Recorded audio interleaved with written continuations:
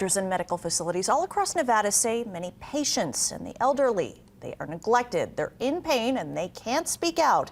They are hospice patients. Accredited facilities are the ones speaking out. They say many new facilities in Nevada are skirting regulations. They're putting patients in danger.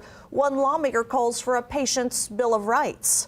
Fortunately, we see patients that are without medications. We see patients who don't get the durable medical equipment that they need, may not get the oxygen that they need, things like that. It's actually pretty sad. Unified Care Hospice takes pride in offering holistic care. Patients are often elderly. They're dying. Special care and medicine is needed to lessen pain with peace. Dr. Timothy Beckett says families come to him with an urgent situation. Their loved one is being neglected. They need to be transferred. Beckett sent this letter to lawmakers. He and others want lawmakers to hold bad businesses accountable and mandate standards as more new facilities continue to open across Nevada. Pain management, and dignity, those things fall by the wayside very easily if a place is understaffed or if a hospice company is understaffed. Nonprofit Nathan Edelson Hospice tells lawmakers over the past 4 years there has been a 400% increase in new facilities across the state at the same time that neighboring states like California have been cracking down on abuse. Adelson Hospice reports a surge of patients seeking a transfer to escape horrific conditions, bleeding, open wounds, fevers, feces, and rats. The perfect victims of this unacceptable treatment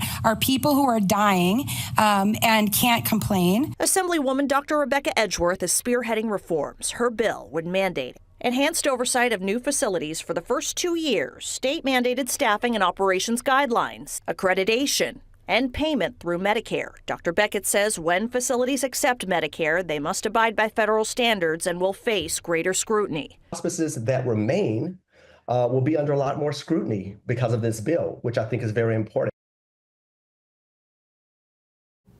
According to testimony to lawmakers, many of the current investigations are complaint-driven. The bill would increase enforcement and mandate a level of care that patients can expect.